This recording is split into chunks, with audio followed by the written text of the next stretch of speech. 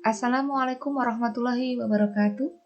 Ketemu lagi dalam pembelajaran matematika kelas 9. Masih di transformasi geometri. Kali ini kita akan belajar tentang translasi, rotasi, dan dilatasi.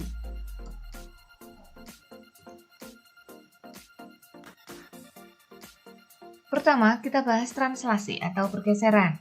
Nah, ilustrasinya seperti pada gambar.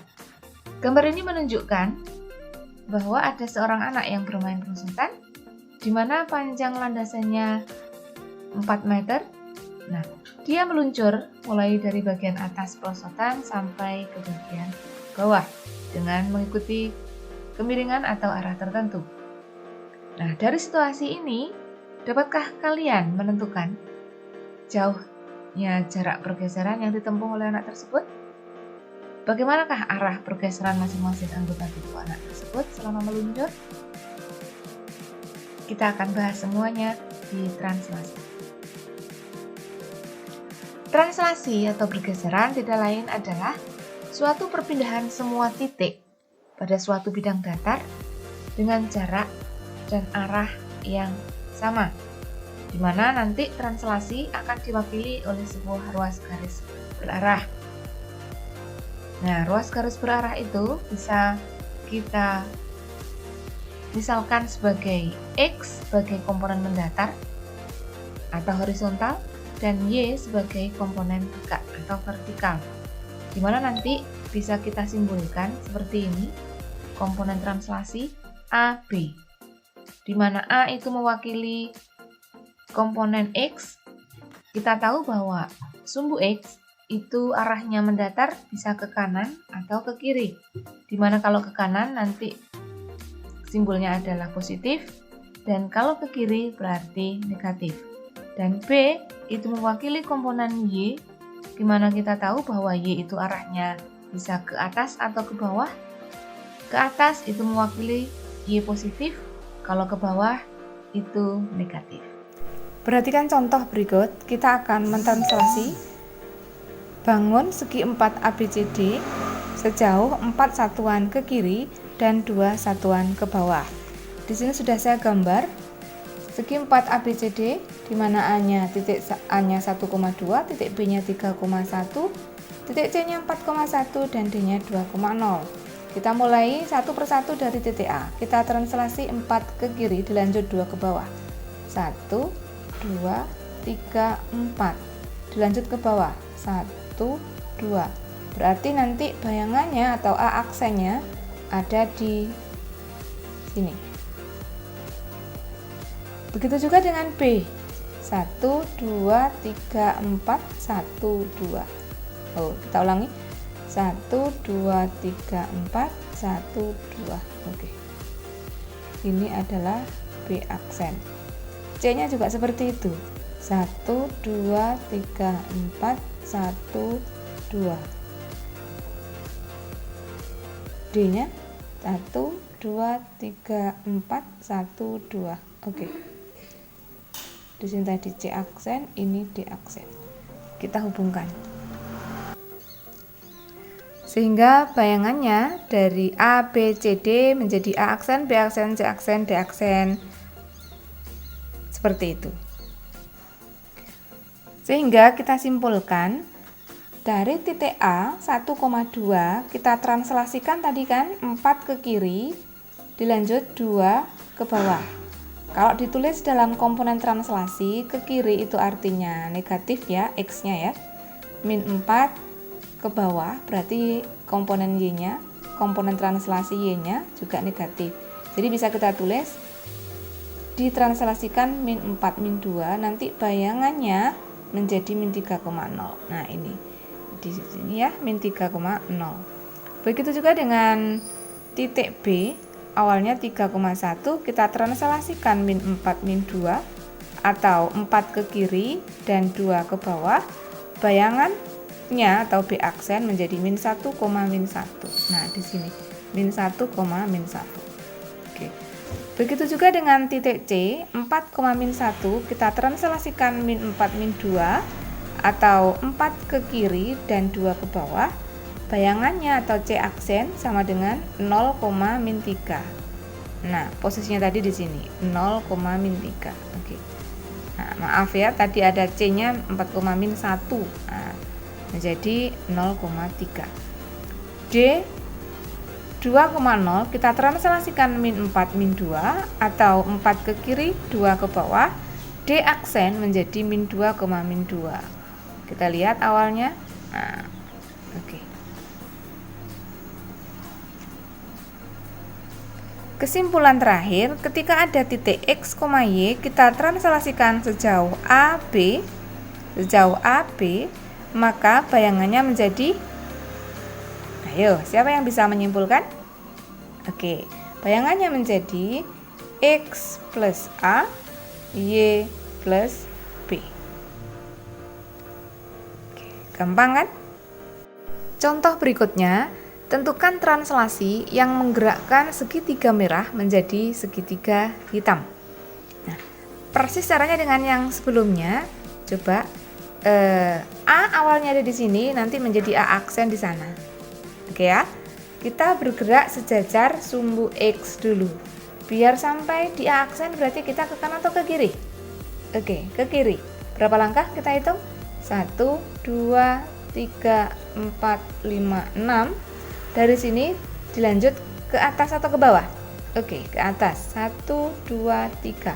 Ternyata 6 satuan ke kiri, 3 satuan ke atas.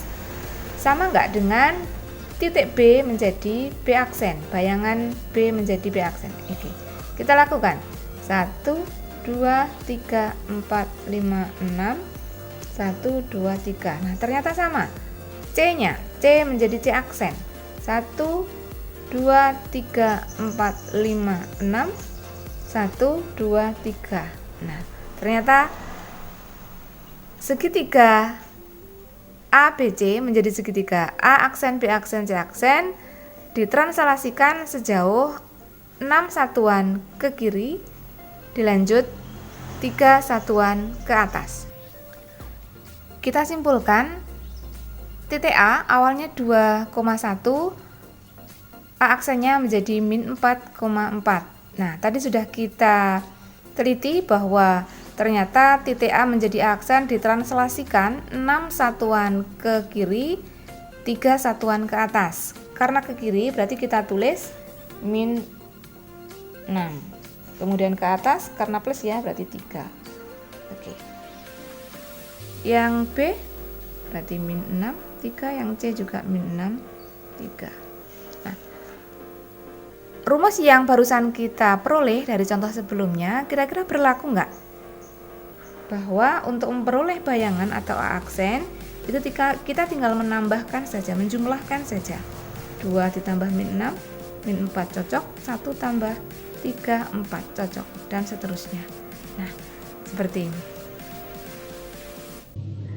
Yang berikutnya yaitu rotasi atau perputaran. Perhatikan ilustrasi berikut. Nah, pasti atau saya yakin sebagian besar dari kalian pernah atau sudah tahu namanya biang lala. Nah, biang lala merupakan contoh rotasi dalam transformasi geometri. Rotasi dalam hal ini dapat dipahami yaitu memindahkan suatu titik ke titik yang lain. Prinsipnya yakni memutar terhadap sudut dan titik pusat tertentu yang memiliki jarak sama dengan setiap titik yang diputar. Perlu diingat bahwa rotasi itu tidak mengubah ukuran. Jika biang lala yang tadi ada gambar kotak biang lala Donald bebek, ketika berputar turun ke posisi kotak biang lala SpongeBob, kotak biang lala Donald bebek tidak berubah ukurannya. Begitu pula dengan kotak biang lala yang lain. Nah, itulah yang dinamakan rotasi, yaitu memindahkan titik kotak biang lala tapi tidak mengubah ukurannya. Sekarang kita akan melihat rotasi yang pertama, yaitu rotasi terhadap sudut 90 derajat atau bisa juga disebut min 270 derajat dengan pusat rotasi adalah 0,0 atau titik pusat. Nah, perhatikan gambar berikut. Titik pusatnya adalah 0,0. Sekarang ada titik A, perhatikan titik A di sini. Titik A ini dengan koordinat 4,1. Kita putar berlawanan arah jarum jam atau dengan sudut rotasi 90 derajat. Nah, dengan bantuan jangka, dengan titik pusatnya sekali lagi 0,0, nanti ketika kita putar 90 derajat, bayangannya atau A aksennya akan berada di titik min 1,4. Oke, jadi bisa kita tulis titik A 4,1 kita putar dengan titik pusatnya 0,0 dan sudut putarannya 90 derajat, maka bayangannya akan berada di min 1,4. Kesimpulannya, ketika ada titik A, B, kita rotasi dengan titik pusatnya 0,0, sudut 90 derajat, maka A aksen atau bayangannya akan berada di titik min B, A. Oke? Lanjut dengan rotasi 180 derajat atau bisa juga disebut min 180 derajat dengan pusat rotasi 0,0. Perhatikan gambar berikut. Nah, misalkan di sini ada titik P atau titik A ya, sama saja. Awalnya berada di 3,1. Dengan bantuan jangka dengan titik pusatnya 0,0, silakan diputar 180 derajat. Nanti bayangannya akan berada di titik min 3, min 1. Sehingga bisa kita tulis ketika ada titik 3,1, kita rotasi dengan pusat rotasi 0,0 dengan rotasinya 180 derajat, maka bayangannya akan berada di min 3, min 1. Sehingga bisa kita simpulkan ketika ada titik A, B dirotasi dengan titik pusat 0,0 dan sudutnya 180 derajat, maka A aksen atau bayangannya akan menjadi min A, min B. Oke? Yang ketiga, rotasi 290 derajat atau min 90 derajat dengan pusat rotasi 0,0. Perhatikan gambar berikut. Misalkan ada titik pertama di sini ya. P atau bisa diganti A atau yang lain ya. 3,1 diputar 270 derajat. Nah, berarti berlawanan arah jarum jam. Kalau positif jelas, sudut itu berlawanan arah jarum jam, atau min 90 derajat, itu berarti 90 derajat searah jarum jam. Nah, dengan bantuan jangka, titik pusatnya di 0,0, nanti bayangannya akan berada di 1,-3. Sehingga bisa kita tulis ketika ada titik A 3,1 diputar dengan titik pusat 0,0 dengan sudut 270 derajat, maka bayangannya akan berada di 1,-3. Sehingga bisa kita simpulkan ketika ada A, B di rotasi 0,0, sudut rotasinya 180 derajat, maka A aksen atau bayangannya akan berubah menjadi B, min A. Bisa dipahami ya? Yang berikutnya yaitu dilatasi atau perkalian, juga bisa disebut sebagai suatu pembesaran atau pengecilan. Coba kalian perhatikan, di sini ada gambar dari mainan kereta api. Kalau kita bandingkan dengan ukuran kereta api yang sebenarnya, kira-kira berapa kali lipat besarnya? Nah, itulah yang dinamakan dilatasi dalam transformasi geometri. Jadi, dilatasi dapat dipahami sebagai bentuk pembesaran atau pengecilan dari suatu titik-titik yang membentuk sebuah bangun. Perhatikan gambar berikut. Pada dilatasi, setiap titik P itu dinyatakan di sini dalam ABC ya, dipetakan ke titik P aksen. Nah, sehingga OP aksen OP aksen itu akan sama dengan K kali OP, dengan O sebagai pusat dilatasi dan K itu adalah faktor skala. Jadi faktor skala itu adalah sebuah perbandingan dari jarak dari pusat dilatasi ke titik hasil atau P aksen dengan jarak dari pusat dilatasi ke titik asal. Nah, jadi dilatasi atau pergerakan bangun dengan pusat O dan faktor skala K dapat dinyatakan dengan notasi O, K. Perhatikan gambar berikut. Ada segitiga ABC, segitiga yang hitam,